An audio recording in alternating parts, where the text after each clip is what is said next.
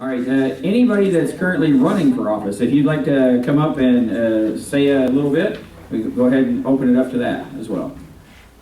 Mr. Mills? Oh, sure. I'll just be, take up half the time. No, I've already spoken a little bit to y'all before, so I'm Matt Mills. I'm running for Hood County Attorney, and I'll just defer to whoever else. But I still need signatures, so if you want to sign to get me on the ballot, holler at me later. Mike? I'm Mike Lang. I'm running for State Rep District 60. I've talked to most of y'all before several times, but if you want to talk further, I'll be here tonight after the program. And we have signs coming out we just ordered, so that we'll be able to put them out in December. So once we get those in, take as many as you can, but please put them out. Appreciate it.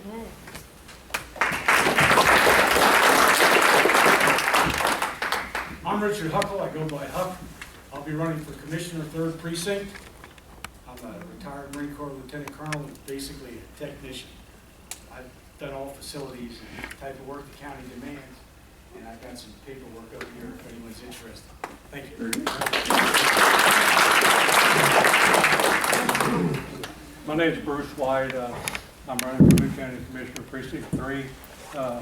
I've lived here in Hood County since 1974. I grew up in a paving and construction family. I'm the City of Granbury Street Superintendent, and I just look forward to serving the citizens of Hood County.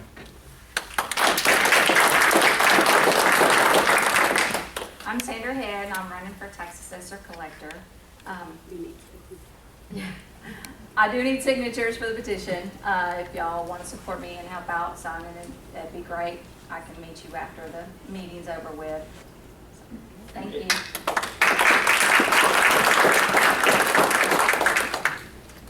Anybody else? Okay. I'm Tina Reynolds, and I'm running for Tax Assessor Collector. Okay.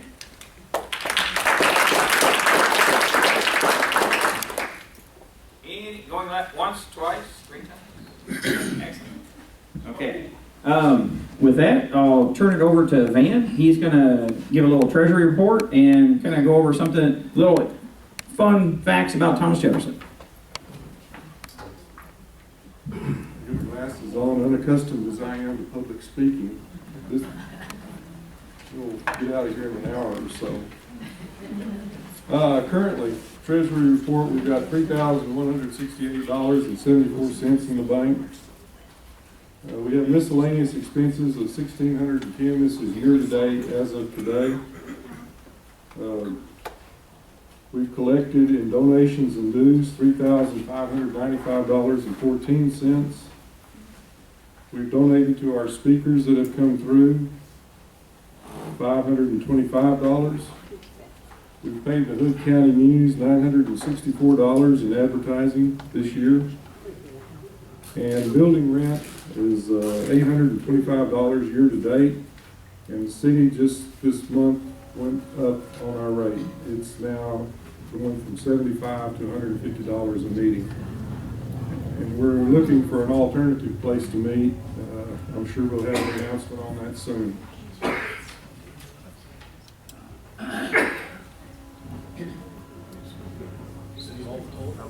Huh? Yeah, it could be. We're looking at the Harbor Lakes Country Club right now. A little less expensive. People can come in and eat before the meeting. The bar will be open. People want to have a drink. And they will service water and tea. So, tea for the tea party. I don't know if it'll be hot or cold or salty, but anyway. I bet you we can get some of that. Just a few facts about Thomas Jefferson. His portrait is on the $2 bill. Thomas Jefferson was very remarkable. He started learning very early in life and never stopped. At age 5, he began studying under his cousin's tutor. At age 9, he studied Latin, Greek, and French. At age 14, he studied classical literature and additional languages. At 16, he entered the College of William and Mary. He could also write in Greek with one hand while writing the same phrase in Latin with the other hand. And just a neat story about the College of William and Mary. My wife and I were in Williamsburg, Virginia several years ago. We had our daughter with us. She was about 11 or 12 years old and just decided that she might like to go to college there. And she said, "Mom, Dad, what would it take for me to go to school here?" Jan didn't bat an eye. She just looked at her and said, "Different parents."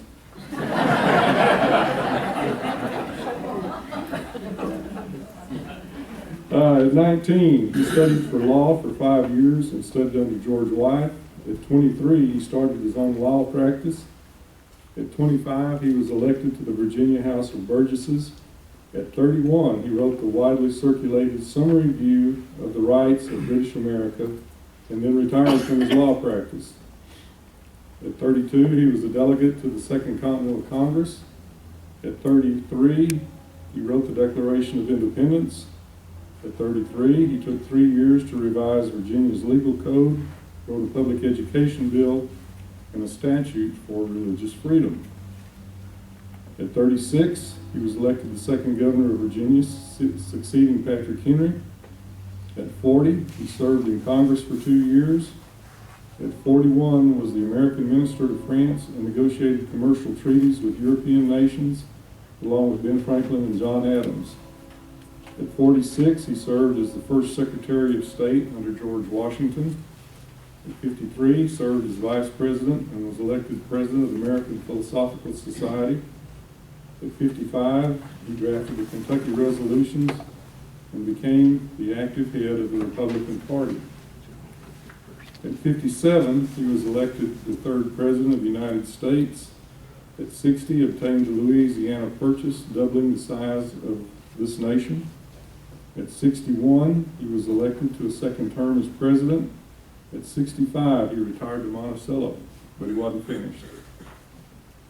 At 80, he helped President Monroe shape the Monroe Doctrine. At 81, he almost single-handedly created the University of Virginia and served as its first president. At 83, he died on the 50th anniversary of the signing of the Declaration of Independence, as did John Adams. Thomas Jefferson knew, because he himself studied the previous failed attempts of government, he understood actual history, the nature of God, his laws, and the nature of man. That happens to be way more than what most of us understand today. A voice from the past to lead us in the future. These are quotes. John F. Kennedy held a dinner in the White House for a group of the brightest minds in the nation at that time. He made this statement. This is perhaps the assembly of the most intelligents ever together at one time in the White House, with the exception of when Thomas Jefferson dined alone. When we get piled upon one another in large cities, as in Europe, we shall become as corrupt as Europe. Thomas Jefferson. The democracy will cease to exist when you take away from those who are willing to work and give to those who would not. It is incumbent on every generation to pay its own debt as it goes, a principle which, if acted on, would save one half the wars of the world. This was in the beginning of this country. I predict future happiness for Americans if they can prevent the government from wasting the labors of the people under the pretense of taking care of them. My reading of history convinces me that most bad government results from too much government. No free man shall ever be debarred the use of arms. The strongest reason for people to retain the right to keep and bear arms is as a last resort to protect themselves against tyranny and government. The tree of liberty must be refreshed from time to time with the blood of patriots and tyrants. To compel a man to subsidize with his taxes the propagation of ideas which he disbelieves and abhors is sinful and tyrannical. And this gets kind of close to home. I believe that banking institutions are more dangerous to our liberties than standing armies. If the American people ever allow private banks to control the issue of their currency, first by inflation, then by deflation, the banks and corporations that will grow up around the banks will deprive the people of all property until their children wake up homeless on the continent their fathers conquered. And I don't have any more cute stories. I got the look from Jan, so I'm going to go sit down.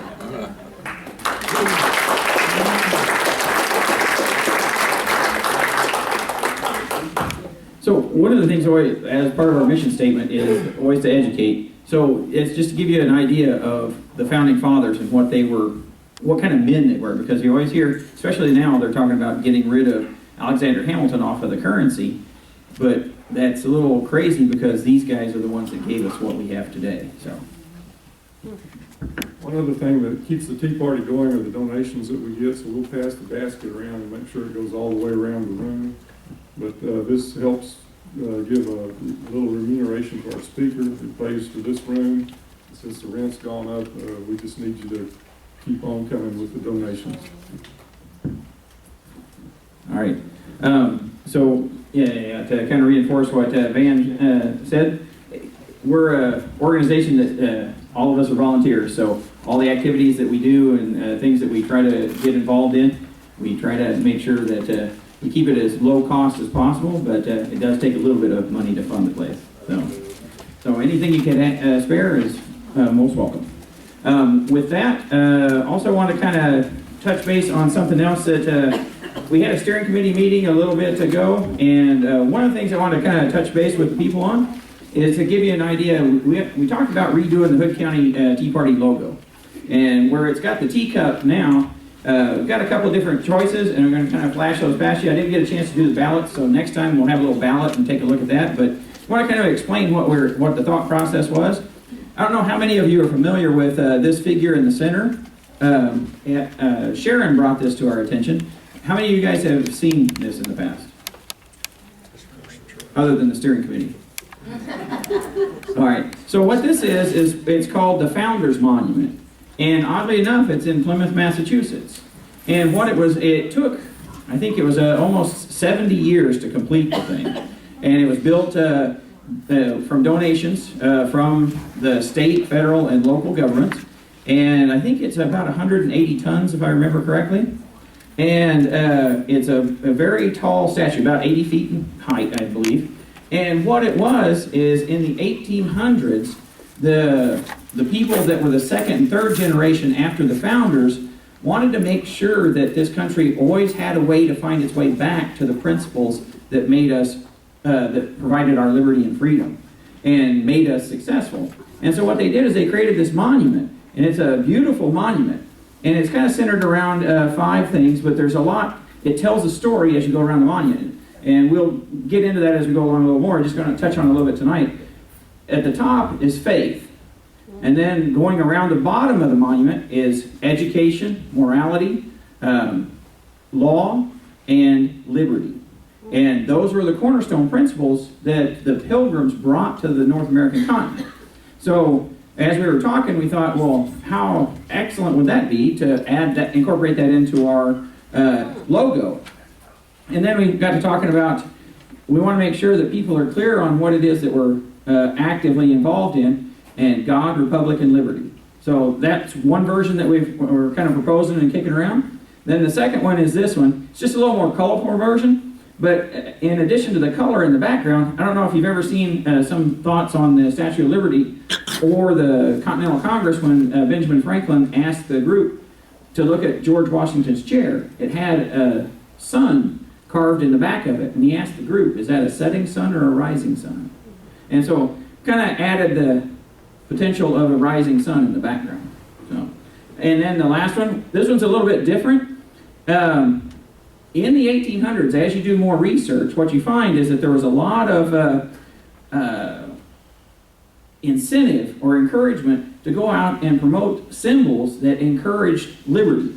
And I don't know how many of you ever have done a little bit of research, but this figure was kind of popular in the 1800s as well, and it's Lady Liberty, also known as Columbia. Does anybody know where Columbia came from? I didn't either until I started researching this. So it is the feminine name of Columbus. And it's how the founders referred to the United States in coded messages sometimes. They would say Columbia and refer to the continental colonies. Okay?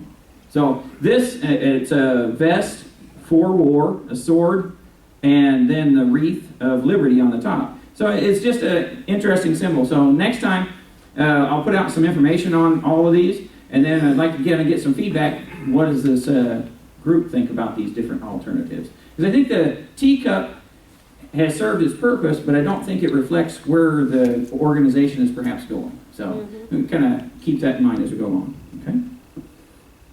And then one last thing that I want to touch on. Dave and I got together, and part of the steering committee we were talking, and now we're kind of twisting Mr. Thompson's arm to join us in this, is what we decided is we benchmarked some other things that other counties are doing across the United States. And there's groups in different counties that have whistleblowers or watchdog groups. And so I put this together, and we're going to start up our own Hood County Eagle Watch. And basically it kind of goes under this premise down here at the bottom for those of you that can't see. It's Thomas Jefferson. Eternal vigilance is the price of liberty. So if we're not paying attention to what's going on at the county level, then are we guaranteeing or letting our liberty slip through our fingers? And we're using the library issue as our practice, but you would be surprised how much we've started to dig and uncover as we've gotten more familiar with the county government. So at the end of the night, if anybody's interested in participating with our watchdog group, please touch base with Dave, Jim, or myself, and if you just get us your phone number and email address, and then we'll kind of go from there. Okay? And then, oh, my mistake. Got a couple more things I want to touch base on. So my Liberty Workshop they've been working on, we actually had a very good one last night. We had Judge Cockerham come, and what we've, the Liberty Project workshop has been studying the 5,000-year leap, our Constitution, and our Declaration of Independence, and making sure we understand what our rights and liberties are and how to defend and assert them. And so last night we had Judge Cockerham, and he gave us a very good rundown on what the county judge does. Does anybody in here know, outside of the class that was here last night, what the county judge, one of his main responsibilities is? Yes. He probates, Okay. and he used to marry people. And he holds court. Yep. And anybody else? Emergency management. Emergency management. Yeah. So he gave us a little bit of rundown on every one of those factors, and it was a good discussion, and we appreciate him coming over and talking to us. So by all means, if you guys can attend, it's the second and fourth Wednesday of every month, and right now we're at Swanee's. So it starts 6 to 8:30, and you're welcome to attend, no charge. Okay? And then, so along those lines, because what we were talking about in the class was the doctrine of lesser magistrate and the 10th Amendment. Does anybody know what the 10th Amendment says? Thou shalt not. Whatever is not allocated to the federal government. Thou shalt not covet. And who?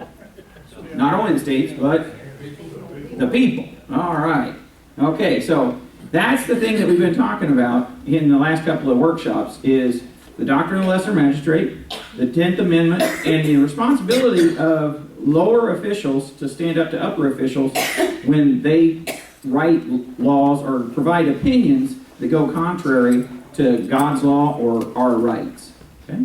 And so with that, one of the things that I came across and wanted to kind of share, Thomas Jefferson, this is from his notes and his writing, every state has a natural right to nullify. And what that means is when the federal government exceeds its constitutional limits, notice I say its constitutional limits, not our constitutional limits, our state has the right to nullify that.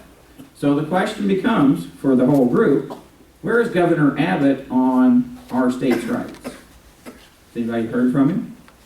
I get lots of donation requests from him, but I don't get much on the way of what he's doing with the federal government in terms of gay marriage and abortion and things like that. So this, according to the founders, is our right.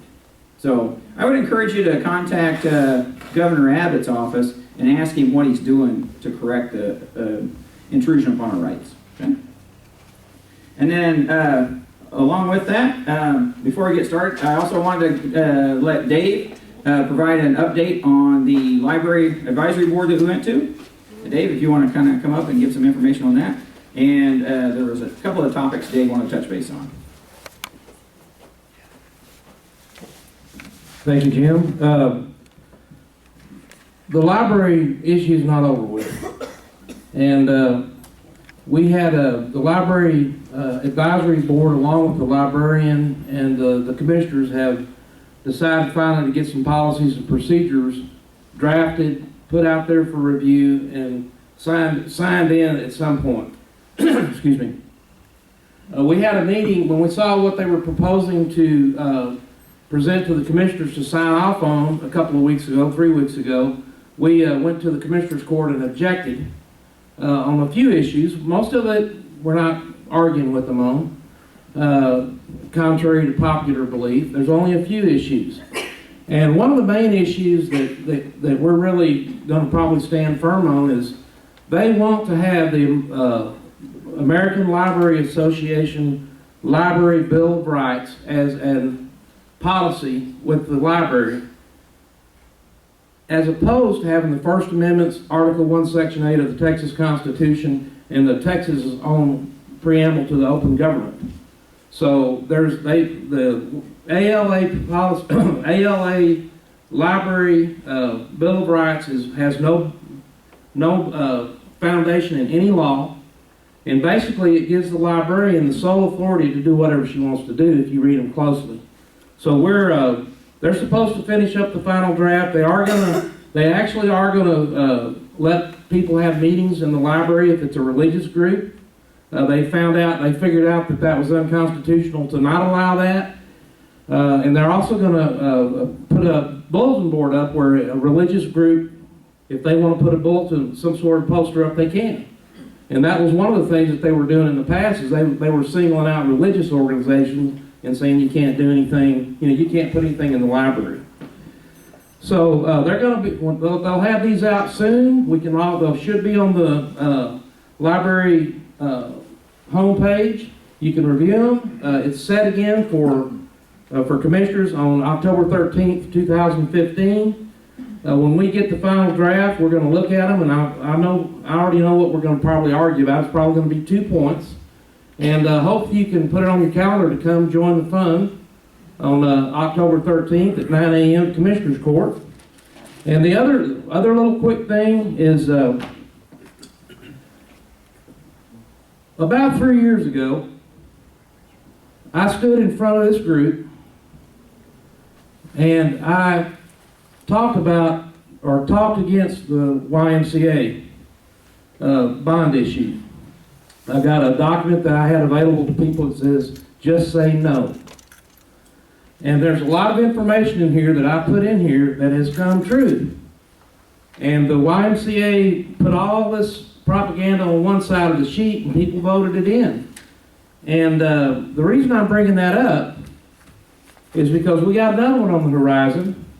It's a new college campus for the Weatherford College to have house 300 students, or not house them but school them, that they want us to pay for. So just stay tuned with that. If if you want the government to take more of your money out of your property taxes, then that's fine. But just be aware that this is coming up, and we're going to be looking into that, because as of the last few weeks, they finally got the slab poured at the YMCA. So that tells you how efficient that deal was. And one of the things that I put in my bullet point was, this was before the election, before the bond issue. Number 3, this is what they said. The school district is donating the property. That's in their literature. I've got it. The school district is donating the property. I said, so what? Taxpayers paid for it, the school district property in the first place, so it's not really theirs to donate. Well, guess what? When they got the bond voted in and got the money in the bank, they figured out that they had to do something about that property. They had to buy it. They had to buy it from Granbury ISD for $185,000, and it slowed the thing down for probably 2 years. Also, with AMUD, I better, anyway, there, right now, sources tell me that we're 600,000 upside down on the YMCA. So just bear that in mind when you look at this new college campus that all of a sudden we need. Thank you, Jim.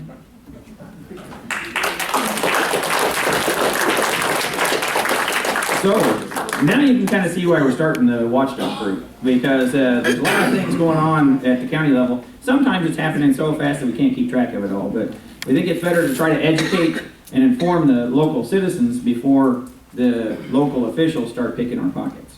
Okay, and the final one before we get to the speaker, Don, if you want to come up and kind of talk about, we had a United Nations Association USA group come to Granbury this week, and we went there, and Don's going to give us a little feedback on what we learned from that.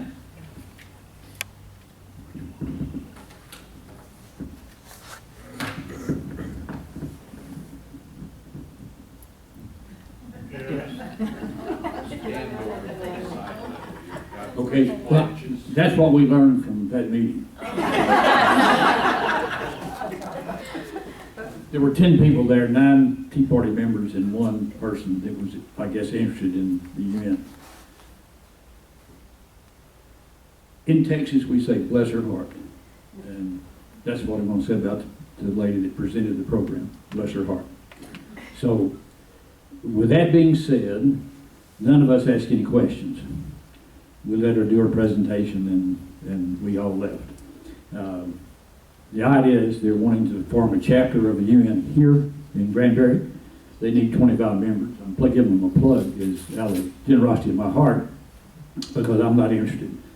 But it was, I think we need to be out of the UN. I don't think we need to be spending our money in the UN. She told us that the UN only gets about 20% from the United States. Too much.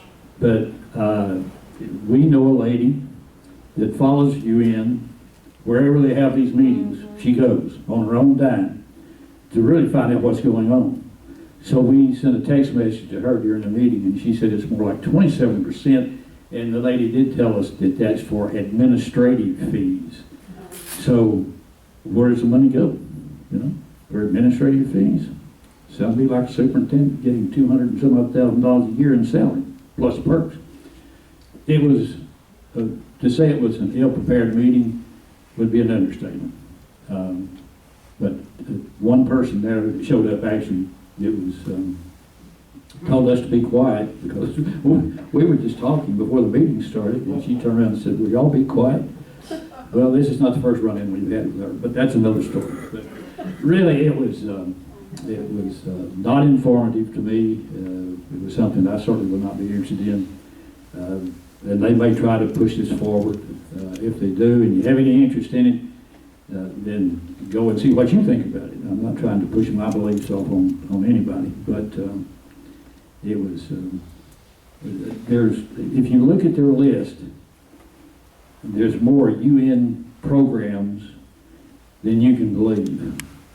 And if they're paying administrative fees for all these different UN programs, guys, we'll be spending millions, if not billions of dollars at the UN, and that doesn't count for the peacekeeping that we do. So you can see what kind of money we're spending there. But we need to be out. And it doesn't need to be in New York, you know. So anyway, that's my take on that meeting. It was not good. So one other thing I need to say is that I've got a special guest with me tonight, if you guys didn't happen to meet. But my brother from Los Alamos, New Mexico was with us tonight. Bob, would you please stand?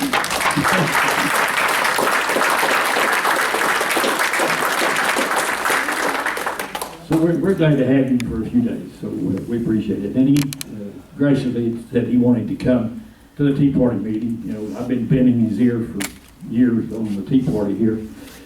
I will tell you, he's one of the ones that the first of every month, he's in touch with his congressmen and his senators. Without fail, he calls them with a whole list of things he wants them to do and why are they not doing it. So he's one of the ones that really contacts his representatives. So I commend him for that. Secondly, you know, we've got our Water Restoration League that we're trying to get started here.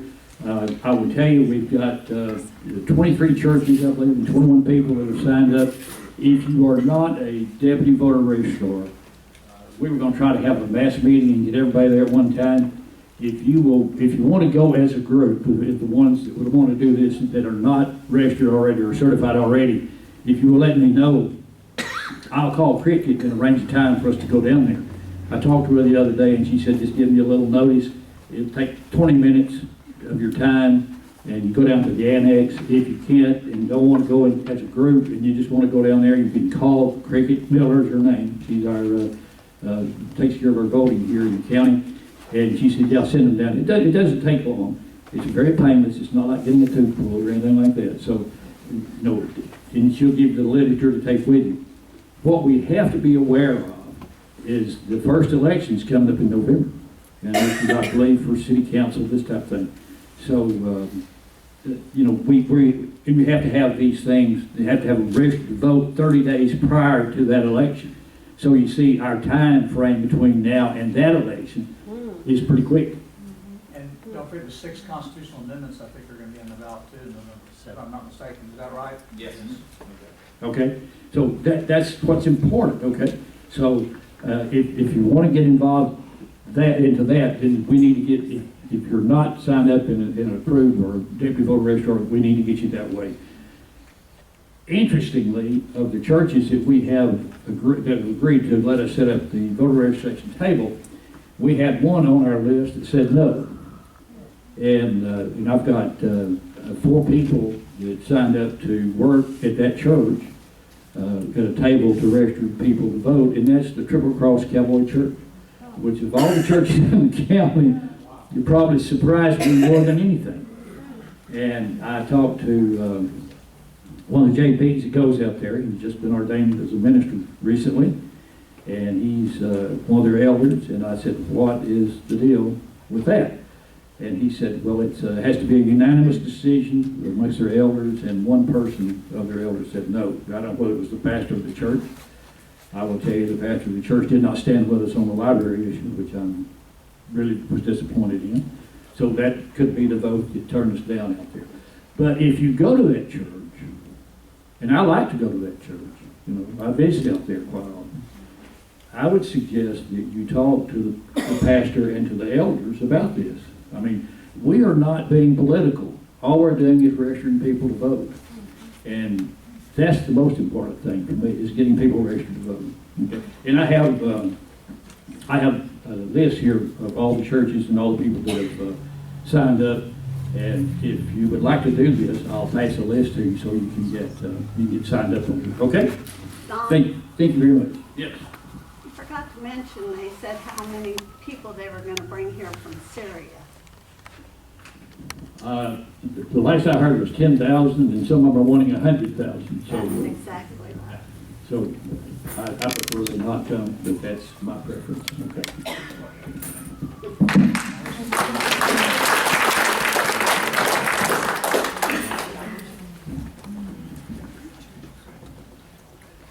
All right, so now we'll go ahead and kind of move into the main part of the program tonight. At the end, we're going to have a special feature. We're going to actually do a raffle. We're going to try this out and see how that works. It's kind of a free raffle, but after the speaker's done, kind of wait before we kind of start dispersing, because we're going to have a raffle, and give away a few items. With that, Dr. Miller is our speaker tonight, and his topic is 4 interesting things about Texas history you won't learn in public school. He's been involved in the financial counseling and teaching since 1985, has assisted tens of thousands of families to overcome financial problems and get on to financial success and victory. He also pastored the bilingual English-Spanish Faith Life Fellowship Church in Miami, Florida from 2007 till mid-2012. Dr. Miller has published a Bible-based financial e-newsletter called Prosperous Life Newsletter since January 1998, and has written more than 25 books about various financial topics with the purpose of helping families overcome financial problems on a practical level. His recent publication, Connecting Texas History and Christianity, is his first effort outside the financial arena, and he has promised that it will not be his last. Dr. Bill Miller was born in Houston, Texas, a long time ago, and is a graduate of Texas Tech University in Lubbock.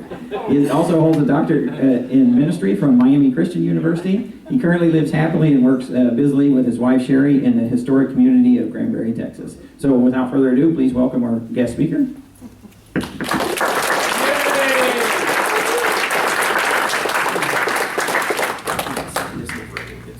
Let's do that. That is a really good idea, because I noticed that we're blocking. This is a really nice picture here, isn't it? Who was it? I don't know. Some model from Well, it's really great to be with you guys tonight. Man, you're better looking from up here than you are from where I was sitting. I'm really glad to be here. When I was making out my schedule for 2015, one of the last things I would have thought of was that I should schedule a time to come to the Tea Party and speak. Not anything wrong with the Tea Party, it's just not something that I would have thought about doing. I'm an ordained minister. I'm officially an ordained elder in the body of Christ. I was ordained a long time ago, back in 1986 the first time. And it's really great to be here.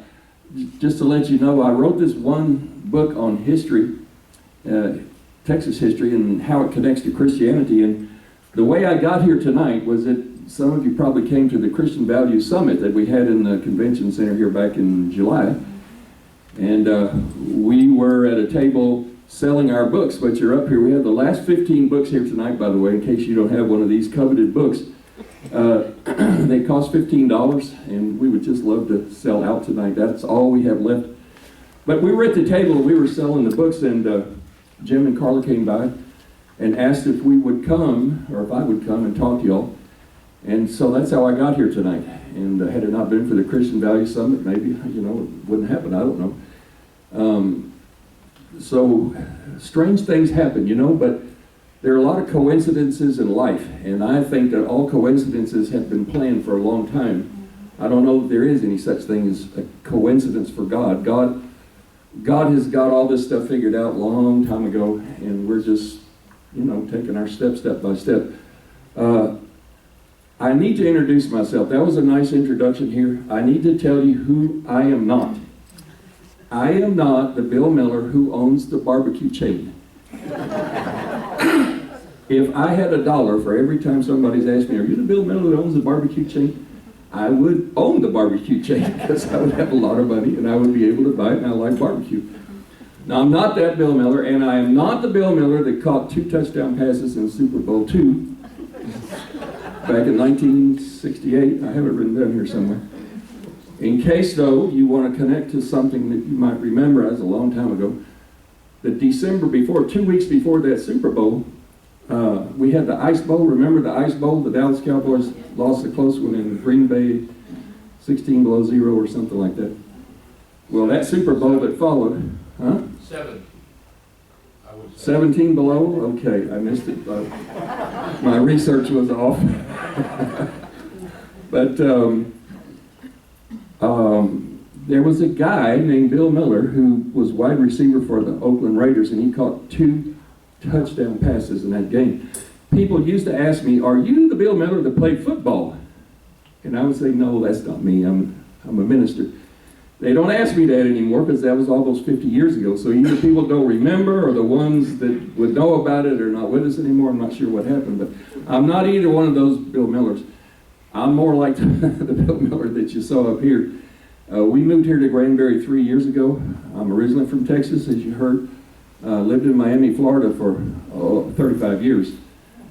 So I got to come back to Texas. My wife is sitting right back there. She doesn't like to stand up or stuff like that, so if you'd wave your hand, that would be good. And then my brother and his wife are sitting next to her. Now, you can see my brother. Now, you can tell which one of us got the looks. And the other one got the money. So it's been, evenly divided in our family. I hope I know how to work this thing. when I spoke to Jim there at the Christian Value Summit, which was really neat, if you didn't get to come to that, the next time we have one, come, because it was something special.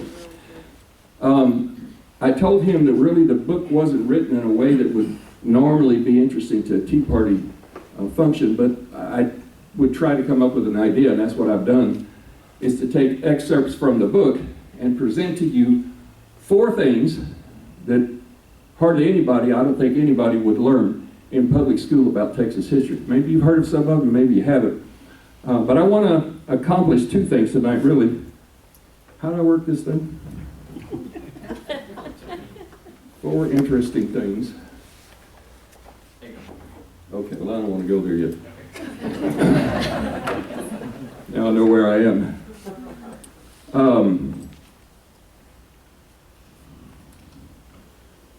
I just want to tell you, Sherry and I really like it here. This is a special place. We didn't come here by accident. It wasn't one of those coincidences. God brought us here in a sovereign way. I don't have time to tell you the testimony. We didn't know when we sold our house in Miami and left that we would wind up in Granbury. We just came here step by step, and here we are. And here I am tonight.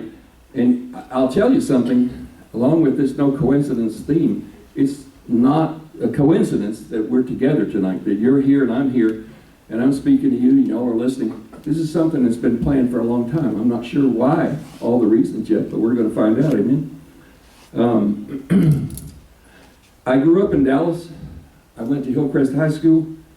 I took Texas history in Hillcrest High School in 1956 and 57. That's why it says up there I was born a long time ago. Excuse me, y'all.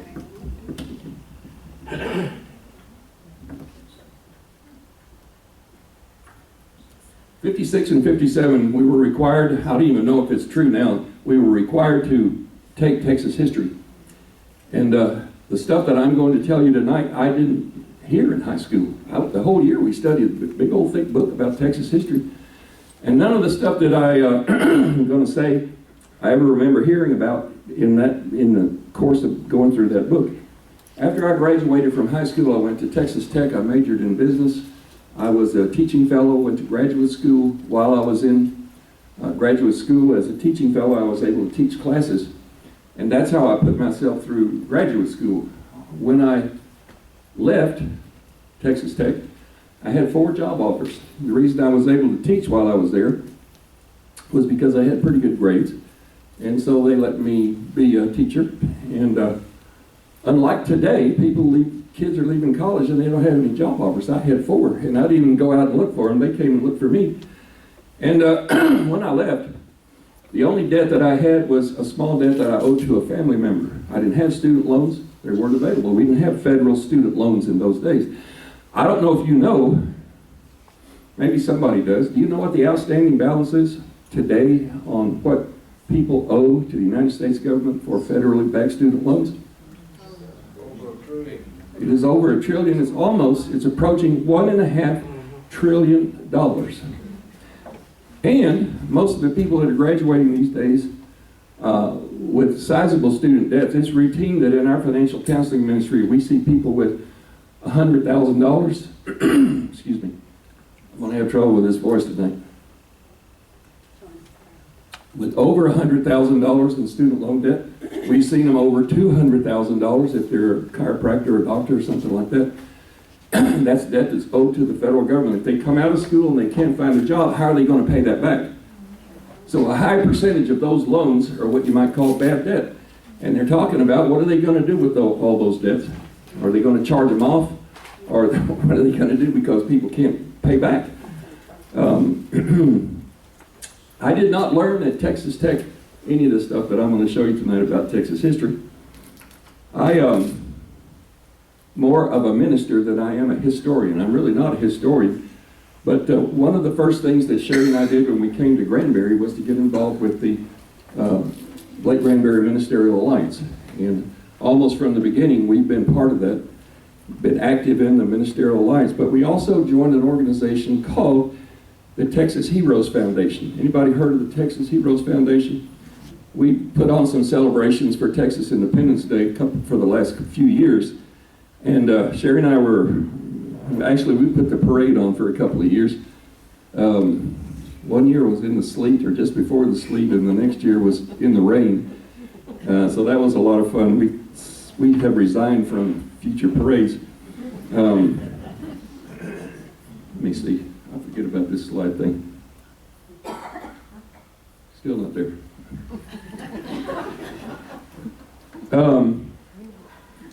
But the thing about the Texas Heroes Foundation is all the people that are involved in the Texas Heroes Foundation are interested in history. They're all historians, and the whole thing was about preserving or making sure that kids growing up know about Texas history. That's really the purpose of the foundation, is to relate to kids and teach them the truth about Texas history. So when we got involved in that, I said, well, you know, I'm interested in Texas history, but as a minister, I would like to know what was God doing during all that time. I know about Davy Crockett and all that, and Sam Houston and all those guys, but what was God doing? So I said, well, in fact, I told them that I was going to go investigate this and see if I could find out what God was doing. So I went online, and I put in some keywords like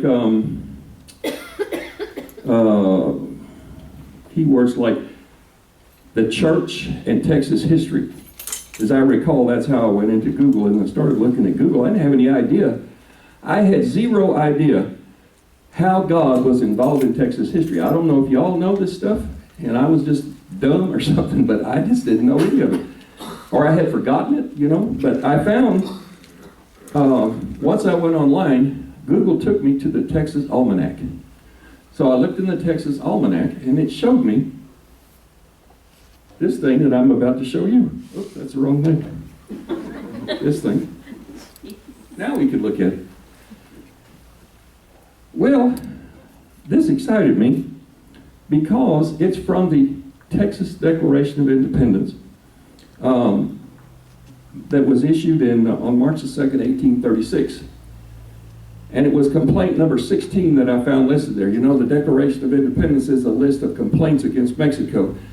And the point is, we're complaining about these things, and for that reason we're declaring independence.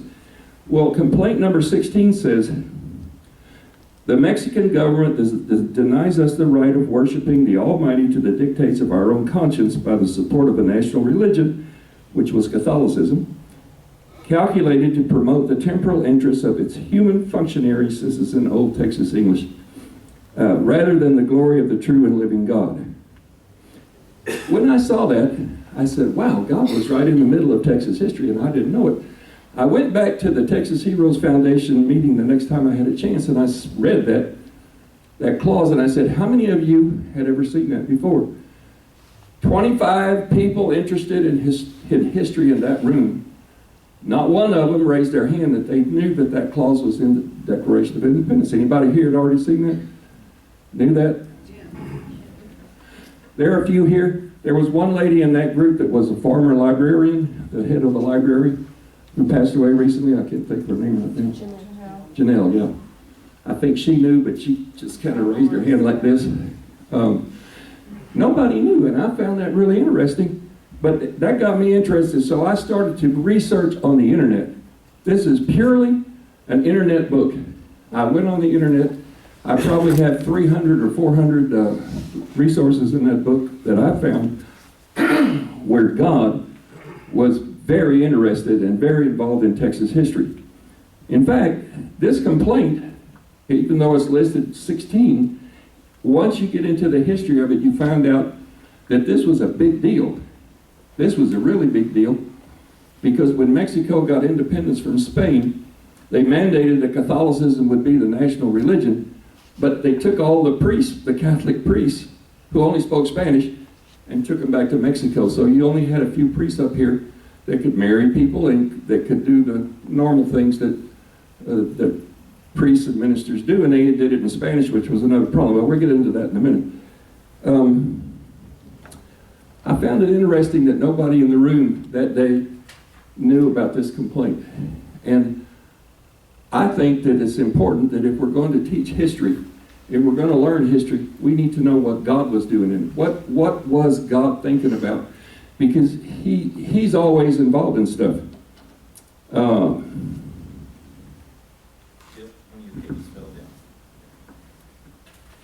That's the one I was looking for.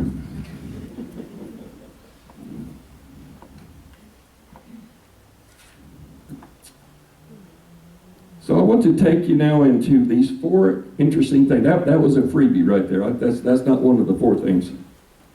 So maybe it should be 5 things, right? Next time we'll call it 5 things you didn't know.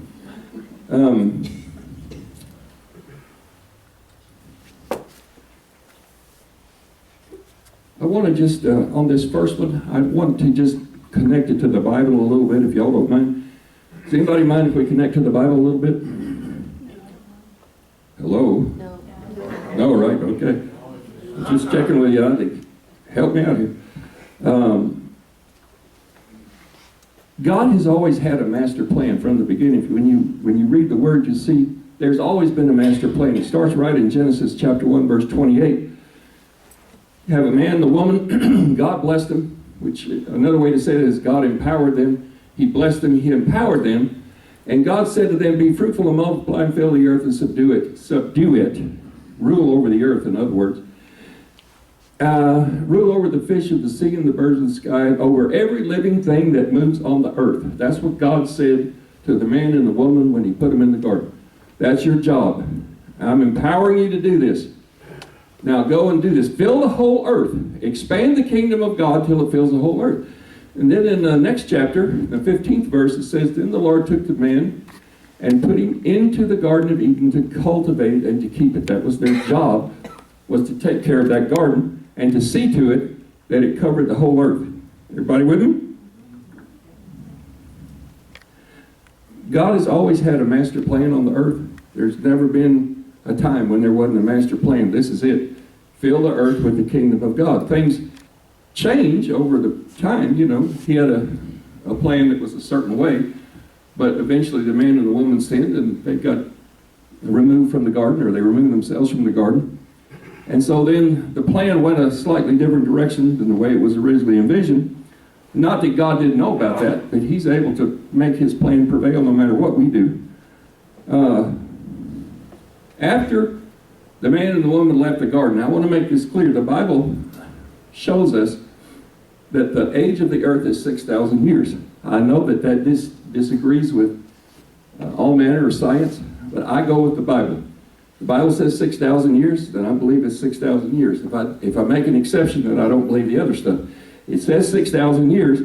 If you go down, how many of you have been to the Creation Evidence Museum in Glen Rose? If you go down, you ever get a chance to talk to Dr. Ball, he's a scientist, and he believes that the earth is 6,000 years old. He believes it agrees with the Word of God. So I went down to meet him, Sherry and I did one day, and got to talk to him for a little while and see how exactly he figured this all out. And so what's in this book is based largely on what I learned from him, at least this part of the book. And so if the earth is 6,000 years old, there came a time a couple thousand years later when there was a flood. Everybody knows about the flood, right? Noah dealt with the flood. That was about 2,500 years after the garden. A lot of people don't know these numbers, but 2,500 years after the garden, in this whole life of 6,000 years, there was a flood. 8 people survived that flood. Noah, his wife, their 3 sons, and their 3 wives. 8 people. Out of those 8 people, a new thing started, a new group of people. God said, I'm never going to do that again to the earth. So, 300 years after that flood, approximately 300 years, Dr. Ball agrees with this and everything, we have something in the Bible called, referred to as the Tower of Babel.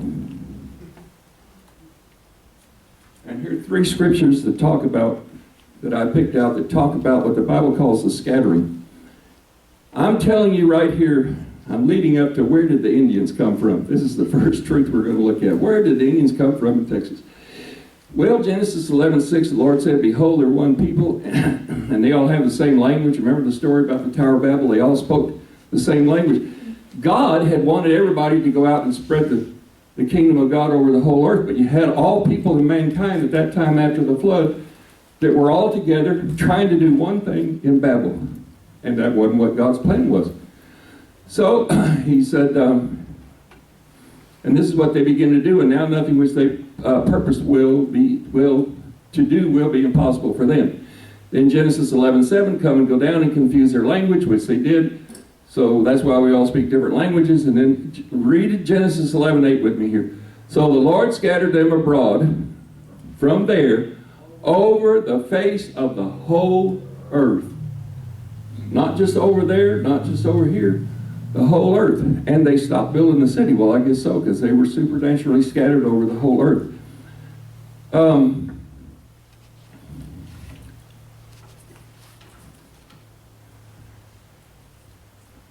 One of the things that the flood did was cause tremendous, again, this is from Dr. Ball, it caused tremendous stress on the earth. The whole environment changed. The environment that had made dinosaurs possible and all that totally changed. And because of that stress, the continents began to spread apart. This all happened about the same time as the Tower of Babel, and so the people that were part of the scattering, it was easy for them to either come across right as those continents were splitting across, or across the natural bridge that was between Russia and Alaska. You know where that is up there? One of those ways, people scattered over the entire earth. They didn't have boats. I mean, there was a big boat that Noah had, but there wasn't, it wasn't like it is today. They didn't have the Atlantic Ocean and Pacific Ocean. They had to have something close by so they could be scattered over the entire earth. I don't think it took tens of thousands of years for this to happen. I think it took maybe hundreds of years, a couple of hundred years or something. When the people started migrating, there was an ice age that came, and it pushed the people south. So you had people who came from the scattering. They came across either on the land bridge or because the continents were still joined. A lot of those wound up in North America. And I want to tell you that a lot of those, I'm trying to skip over so we don't get behind here. What we find out is that all the people, the original Native Americans, we call them, from the Eskimo all the way down through the Indians in Texas and down through the Mayas in Central America, and the Indians that Columbus found in the Caribbean, and the Aztecs in Mexico, and the Incas in South America. They're all related. They're all related. And the reason, at first everybody thought, well, they were from East Asia. They knew they were related, but nobody could figure out exactly where they came from. Sorry about this voice. I'm not used to this. But recent DNA analysis has come to a new conclusion. The conclusion is not only are they all related all the way down, but one third of their DNA, 1/3 of their heritage, 1/3 of their common ethnic heritage is from Western Eurasia. Guess what's in Western Eurasia? The Middle East and Babylon. So that by modern DNA analysis, they can see that all of these people, not only they're related, but they can see that they came from, plausibly, from the Middle East and from a place called Babel. So, let's take historical fact not taught in public schools, number one. All native Texans, we call them Native Americans, native Texans are related and descended from the scattered ones of Babel as part of God's master plan to expand his kingdom over the entire earth. Now I'm skimming the surface of this. When you do some research on it, you can see that it ties together. It agrees with certain science, Christian science, you might say. But this is number one. I guarantee you're not going to find this idea. But I see it very clearly. And I hope you do too.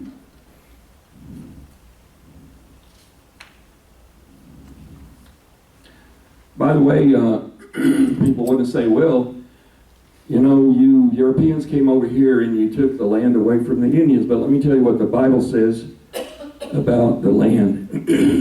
Boy, this voice. Psalm 24:1, one verse in 1 Corinthians 10:26 tell us that everything belongs to God.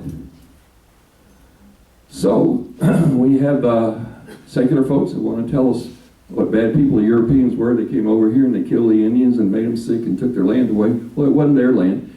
And they really weren't developing it anyway. I'm not trying to speak against them. I'm just telling you what the real history is. So I'm not being politically correct, I guess, but the truth is, the Bible says it didn't belong to anybody. It doesn't belong to us now. It belongs to God. So let's go to the next. This is my historical fact number 1. Now I want to tell you historical fact number 2. Historical fact number 2 has to do with Columbus. If you listen to secular historians these days, Columbus was a terrible guy. He killed Indians. He made them sick. He put them in slavery. He did this and he did that. But the truth is, he was a born-again, Bible-reading, believing Catholic Christian. We know that because his own journals talk about his love for God and tell us that he was called by God to bring the gospel to the rest of the world. He believed that he was called by God to take the gospel to the rest of the world. A lot of historians say, well, he was Jewish, or he was this, or he was that.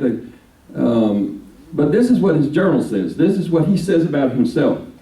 Now, his secular historians have come along and said, well, we assess this history to be this way, even though Columbus wrote this. Now, what the secular historian says becomes the benchmark, and if you don't agree with that, then you're incorrect. But here's what Columbus said about himself. He also wrote a book called the Book of Prophecies. Remember, he made 4 trips to the New World, 1492, 94, 1497 or 8, something like that, in 1502. So he wrote a book called the Book of Prophecies using Bible verses to explain his calling to other people. He also established a colony on his second voyage that has direct relationship to the history of Texas, which is the colony of Jamaica. In 1494, he established that colony. And just a few years later, 25 years later, we have a guy named Alonso Alvarez de Pineda, who was sent by the governor of Jamaica to make a map of the Gulf Coast. Anybody ever hear of this guy? He made the map. We got the map. He's the first European that we know of to see the Gulf Coast, the first one to see Texas.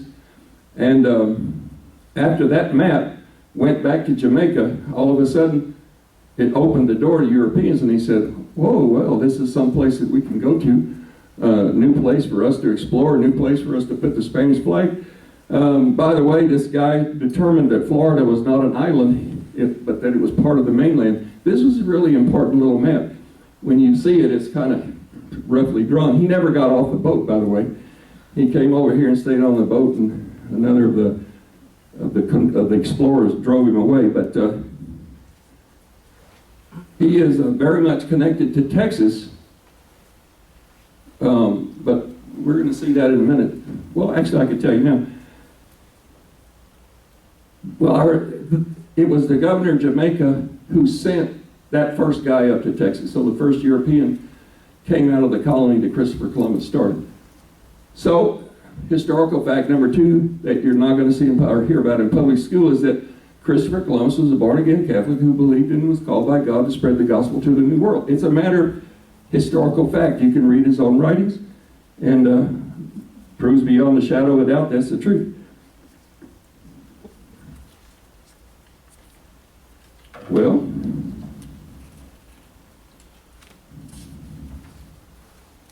let's look at the third interesting fact. One of the things you hear about the Spanish is the only reason they came to Texas and out here in the West was to find gold. The only reason they came, they were just looking for gold. And they did come for gold. The explorers came, they were called conquistadores in Spanish. They came here shortly after this map was drawn. They knew where to go. While the guy was drawing the map, he talked to some of the Indians, or they communicated somehow, and they wrote back to Spain and told them, oh, the Indians were wearing gold earrings and nose rings and different things. So back in Spain, they said, oh, there's gold all over the New World. So let's go over there and see if we can find some gold. They never did find gold. It was sort of like those weapons of mass destruction over in Iraq, you know, that they came over looking for it, but they wasn't there. It was gone someplace. So They looked for maybe 40 or 50 years for gold, and they couldn't find any, but the big job that the conquistadores had, apart from looking for gold, was to protect Franciscans. They were coming over to evangelize the Indians. They were driven by a desire to see these Native Americans evangelized and accept Christ. So they were Roman Catholic clergy. They came from Spain. They came on boats. They were protected as they went inland to look for places to set up their colonies. They were protected by conquistadores who were looking for gold. At the same time, they were protecting the clergy. And over 100 years or so from, let's see when they started this, from 1682 to 1793, that's 111 years or so, they built 27 missions in the state of Texas. Number 10 is a mission called San Antonio de Valero. Anybody know that name? Huh? It's Alamo. So we say we remember the Alamo here. So over the course of this thing, while they were building these missions in heaven, they were from East Texas to West Texas and North and South, most of them in San Antonio. There's still 5 good missions to go see in San Antonio if you haven't done that, but the Alamo being one of them. But thousands, if not tens of thousands of Indians came to know Jesus as a result of the presence of these missions. I didn't learn that in public school.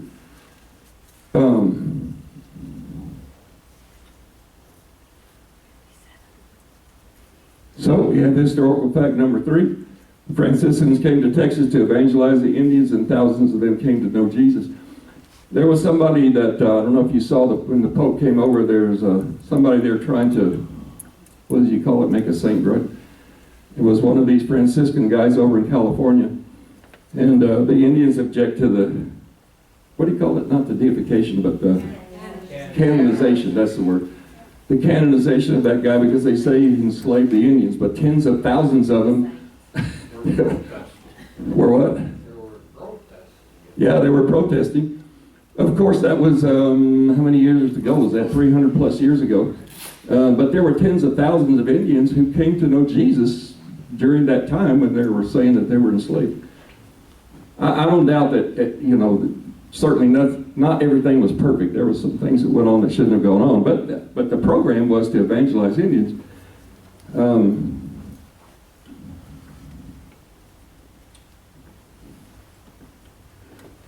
So let's get to the last one here, the 4th one.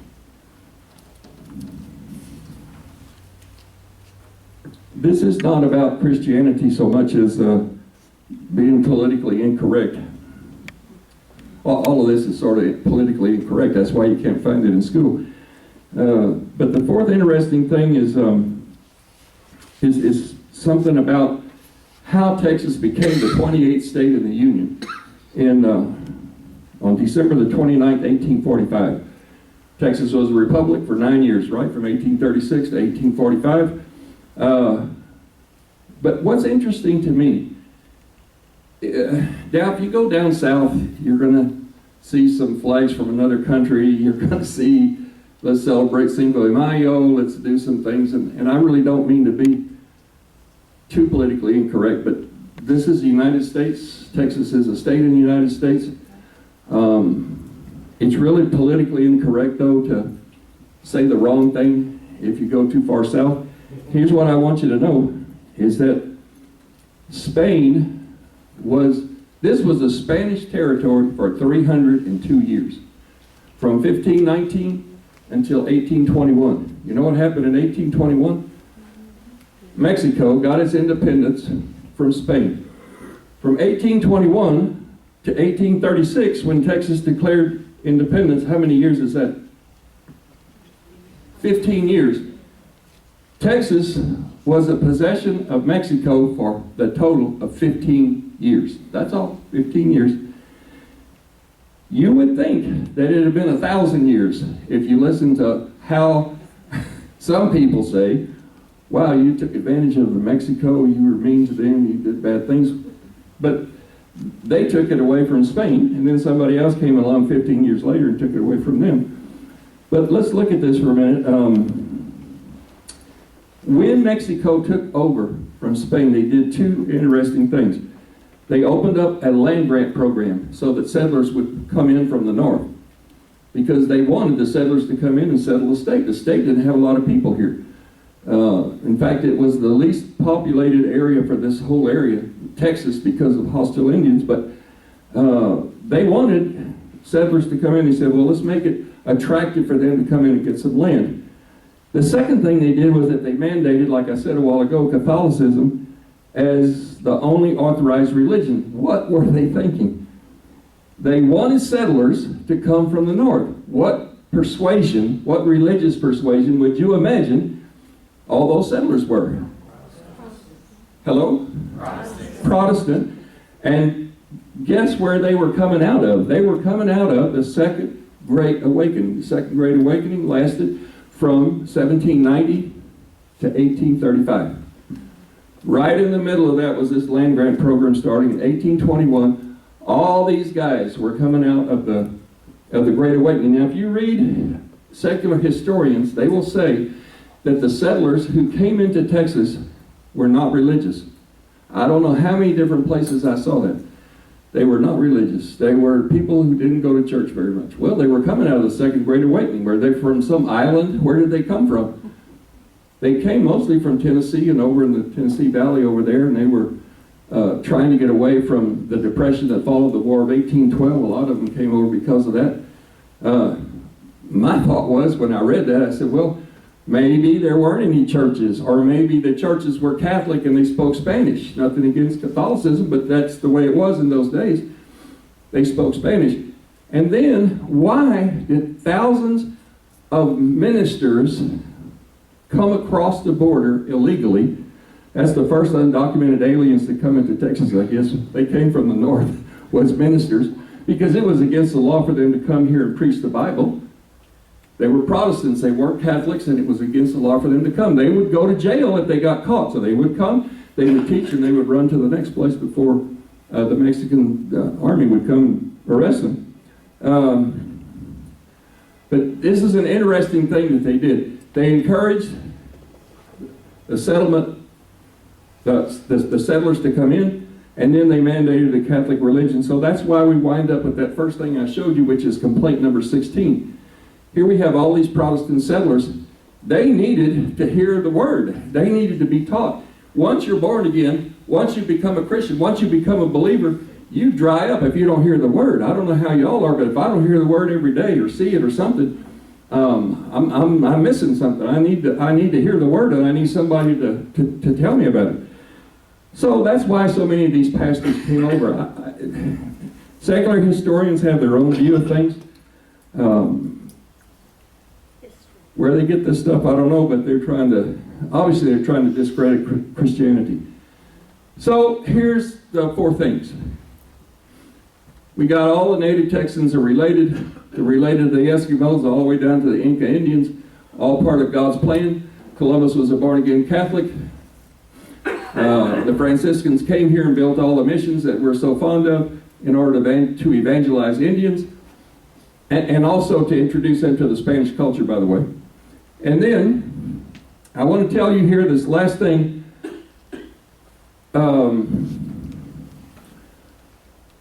Mexico, let me get my notes here real quick.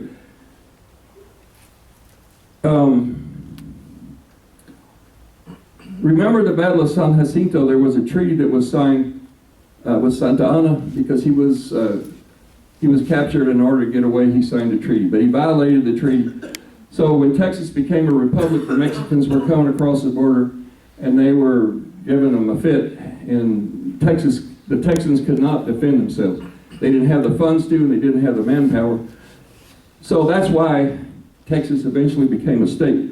When they became a state, there was immediately an argument between the government of Mexico and the government of the United States over whether the southern border was the Rio Grande River or the Nueces River. The United States said Rio Grande River, but it became a moot point because the United States immediately warned Mexico, don't touch our state. This is our territory now. We got it fair and square legally. They were a republic, and now they're in the United States. Don't touch them. Well, here's what happened. Mexico didn't pay any attention. They came across the border on May the 3rd, 1846, and killed 16 Americans at a place called Fort Texas. Anybody ever hear of Fort Texas? I never heard of Fort Texas. But they killed 16 Americans after they had been warned not to. 10 days later, the United States declared war on Mexico. Over the next 18 months, Zachary Taylor wound up occupying Monterey, and General Winfield Scott occupied Mexico City. Anybody know that history? 2 major cities in Mexico were occupied. They were totally defeated. There was unconditional surrender. They said, we give up. What are you going to do for us? With us? What are you going to do with us? They signed a treaty called the Treaty of Guadalupe Hidalgo on February 2nd, 1848. They were soundly defeated. Now, the United States had offered Mexico $25 million before that war ever started.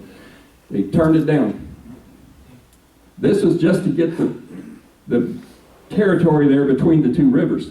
Only for that, they were going to pay $25 million. Mexico turned it down. We come to the end. They're soundly defeated in the battle. Mexico is occupied. They could have become South Texas. Think about it. It could have been South Texas because they were totally defeated. It took them several years to recover from that sound defeat. But here's what was finally agreed under the terms of the treaty. They gave up not only that little band between the 2 rivers, they gave up New Mexico, Utah, Nevada, Arizona, California, and western Colorado. And the U.S., the victor in the war, paid Mexico $18.5 million. Did you know that? I didn't know that. $18.5 million just out of generosity. Those were reparations. I don't know how exactly or why exactly, but we were dumb way back then. Yeah, we come by it honestly now, right? So, that's good.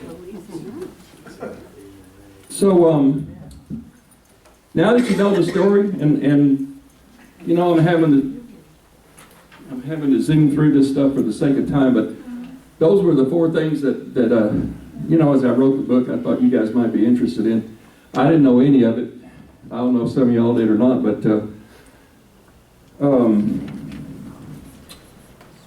come to some conclusions here. Now, I got something I'm going to announce tonight. There's 2 things I wanted to do, was tell y'all about these 4 things, and the other thing is I got an announcement for you the Tea Party's going to be interested in, I think. But before we go there, here are the conclusions to draw from what I'm trying to take out of this book. God has been kicked out. We already know this. God was kicked out of the school system in 1963.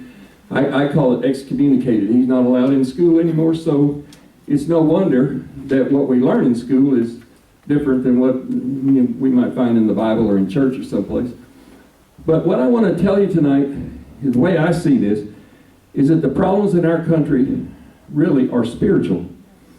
Now, I know they're political, but the root of the problem that we have in this country is a spiritual problem. The solution to that is that the church has got to get involved in the solution. The church hasn't been involved in the solution. The Tea Party is out there trying to fight the fight, and the church isn't backing you up or hasn't backed you up. And I'm not just talking about here in Hood County, I'm talking about wherever.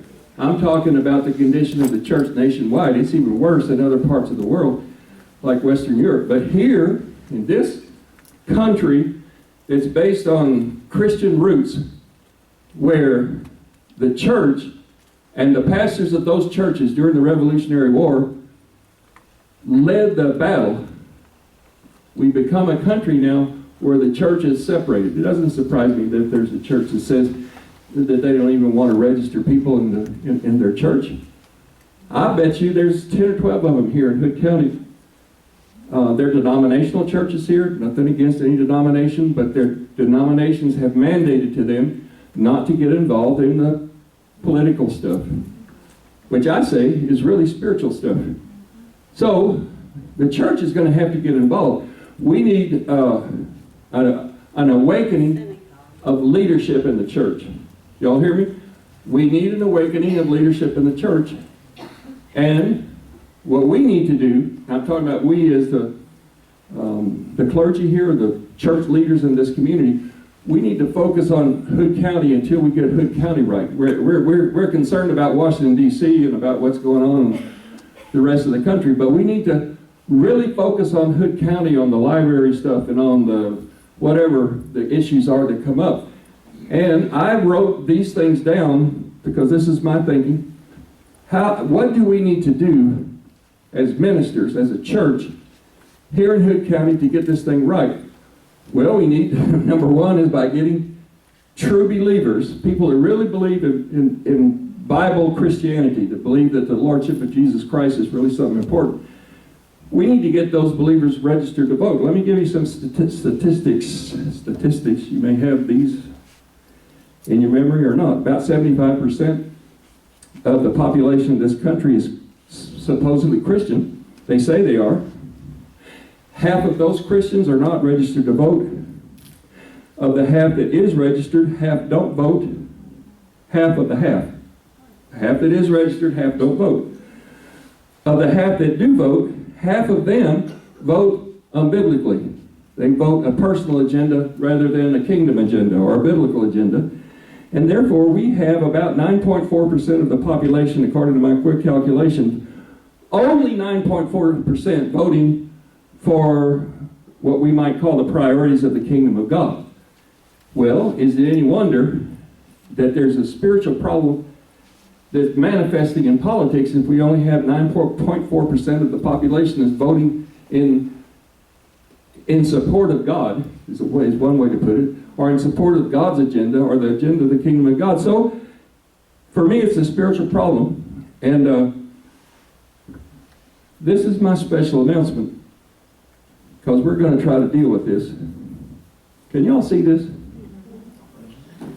We're forming a new organization here. I say we, I'm talking about pastors and ministers in Hood County. We have about 60 pastors in the county, something like that. So far we're reaching out to about 15 to 18 of them, but we're just getting organized. We're organizing a group called the Hood County Pastor Council. This is, it's going to mirror the national, I believe it's called the U.S. Pastor Council in Houston. Anybody ever hear of the U.S. Pastor Council?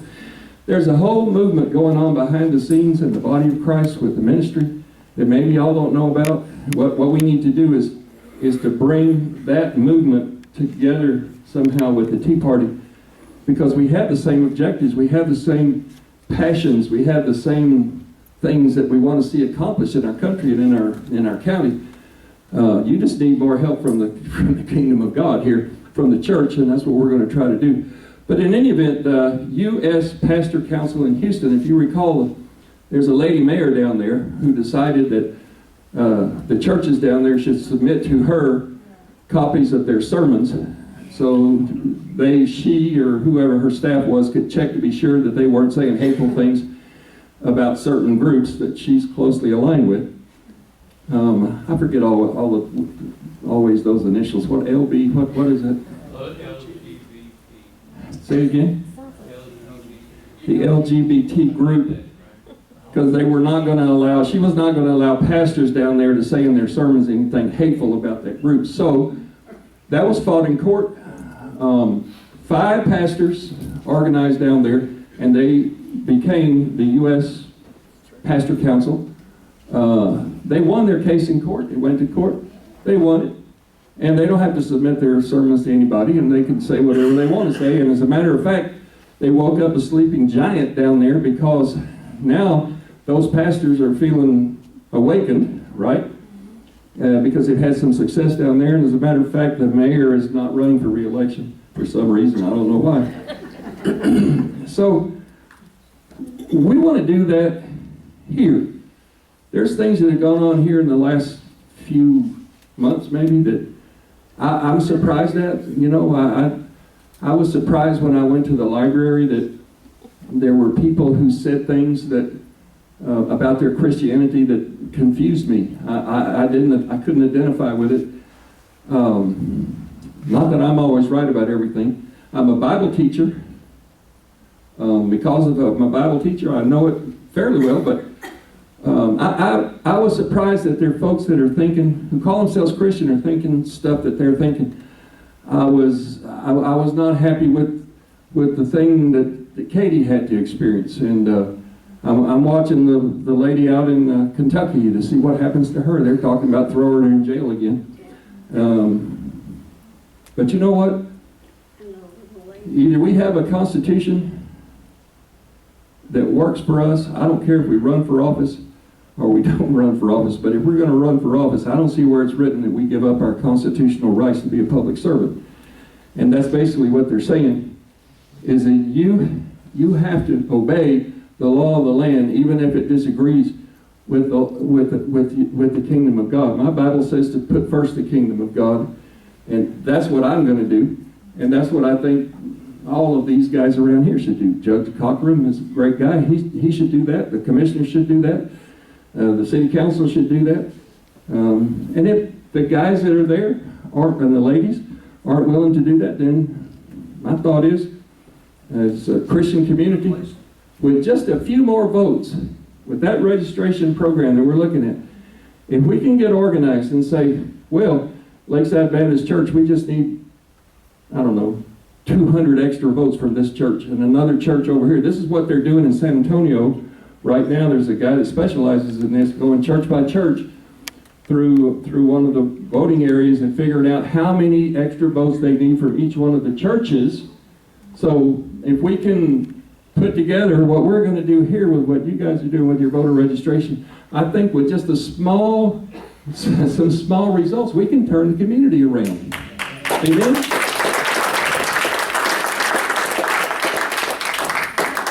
I'm ready to close. Somebody told me the other day that you could change the entire panorama here in Hood County with a swing of 800 votes. And that's apportioned out over the various precincts and things. 800 votes, that's all it takes to take back control of some of these things, if you think about it. It's not going to be an overnight deal, but it's a really doable thing. Y'all hear me? It's a really doable thing. So I'm announcing that. I'm involved in the formation of it. There's, as I said, about 15 of us that are looking at this. This is serious. You know, we're not going to let this fall down. We're really going to do this.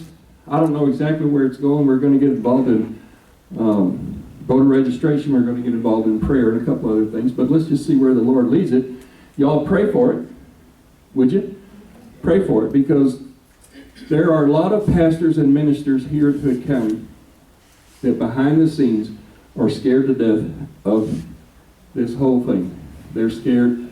Not, you know, I don't want to be too critical, because this is something that's a nationwide thing. They're afraid they're going to lose their 501c3. They're afraid that if they say political things from the pulpit, they're going to lose people. They're afraid. It's all about fear.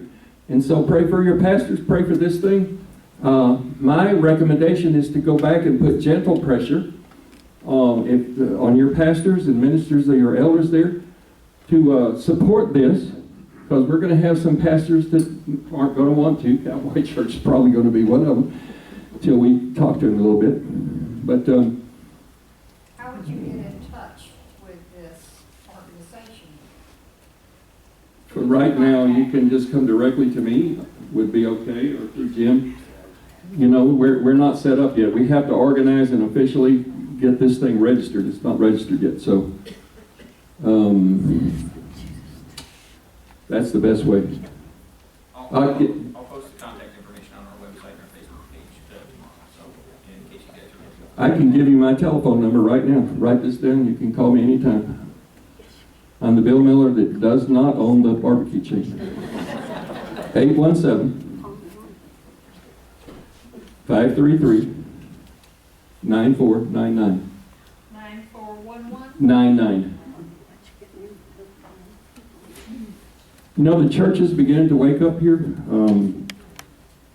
I think you're going to be surprised. If it doesn't happen, I'll get out of it because I don't want to be in it if it's not going to show results. So listen, I really thank you guys. I have my book up here. Now, I only have 15 copies, so don't rush up here. But $15, I got 15 books. I'd love to, all the money that we take goes right into our ministry. We don't take it ourselves. If you'd like to have a book, it's interesting. I recommend it. The author is not very experienced writing history, but I have written other books, so I really enjoyed being with you tonight. I will be happy to answer any questions. I'll stay here as long as you want.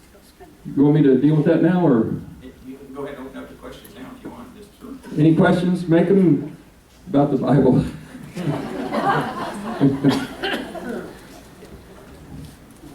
Questions, anybody? Good Lord. I must explain, really done a good job explaining, but come by the book. We'll be up here to see you later. God bless you.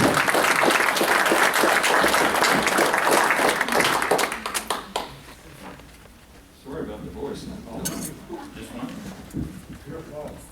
All right, so that was an excellent presentation, and I hope everybody got some useful information out of that. One thing I would always encourage you is, in part of this library deal that we were talking about, that Dave and I have been researching and putting some effort into, I called one of the county librarians from a county that's similar in size to us, and I asked her why you wouldn't use the Texas Constitution and the U.S. Constitution as opposed to the American Library Association Bill of Rights.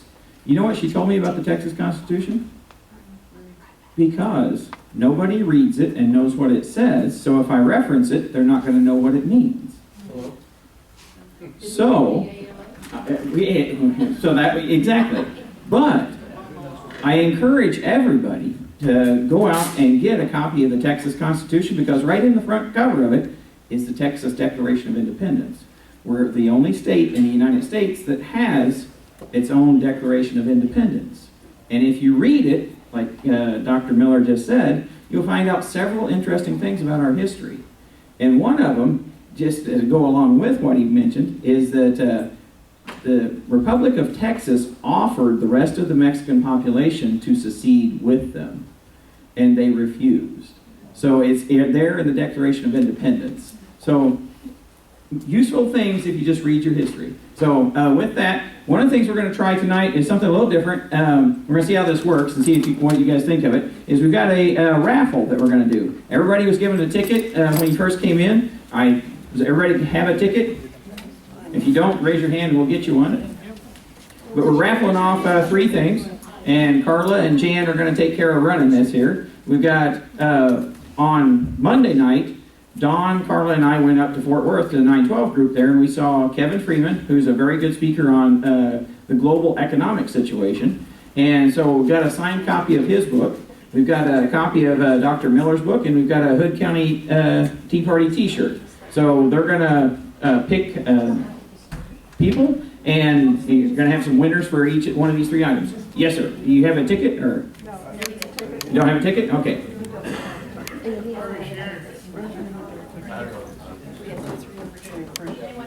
Okay, I don't have a ticket, and I'm Bill's brother. You may get my book. What a lucky break.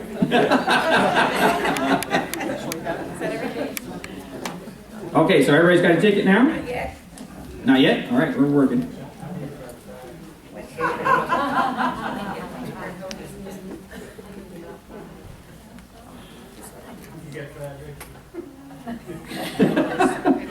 Anyone else? I think Maurice is trying to swing this raffle here. We have one more.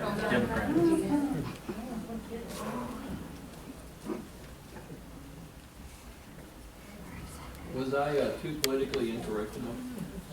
No, you were very polite. Sometimes we're more political. So if you want to talk politically incorrect, Dave and I broached that subject very well. So. Oh yes, of course. We got another announcement while we're working on the raffle. We're too excited. Another announcement. My name's Marty Barber, and I'm the membership chairman, and I have good news for you tonight. Anybody who joins for the rest of this year is a member for all of next year. So you get a special deal. You get about 4 free months. Second thing I wanted to tell you is that we have a little lending library right back here, and every month we're going to bring books for our lending library. There's no cost. If you would like to read some of these books, just please help yourself. Bring them back, and somebody else might want to read it the next month. That's all I have. I actually have a Texas Constitution for sale if you would like to buy one. So, all right, ladies, you ready? First the T-shirt. Okay. So, well, if nobody answers, then it's probably you.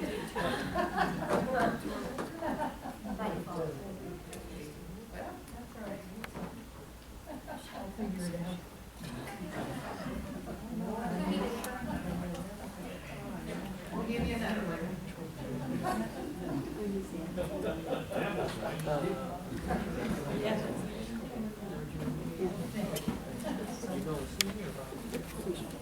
All right. Go ahead. The first one's for the T-shirt.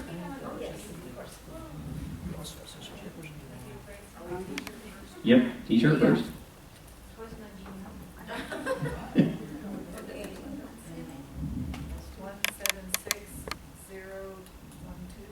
176012.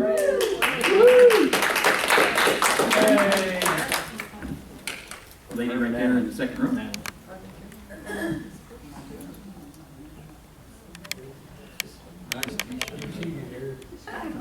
The next one is the book, the signed copy of Game Plan from Kevin Freeman.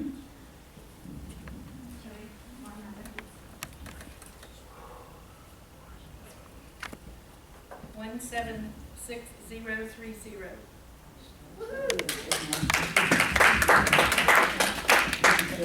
John's brother got it. What was the number? 176. Oh, he couldn't see it. Sorry, I thought he was. 030. 030. Okay, I think.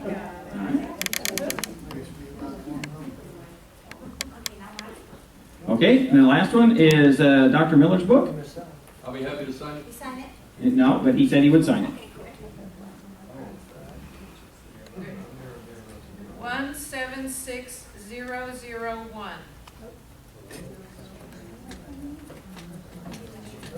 Anybody wants one?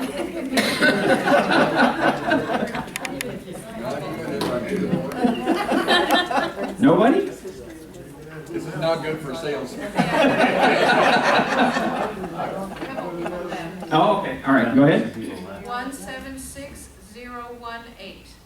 Right there. All right, excellent.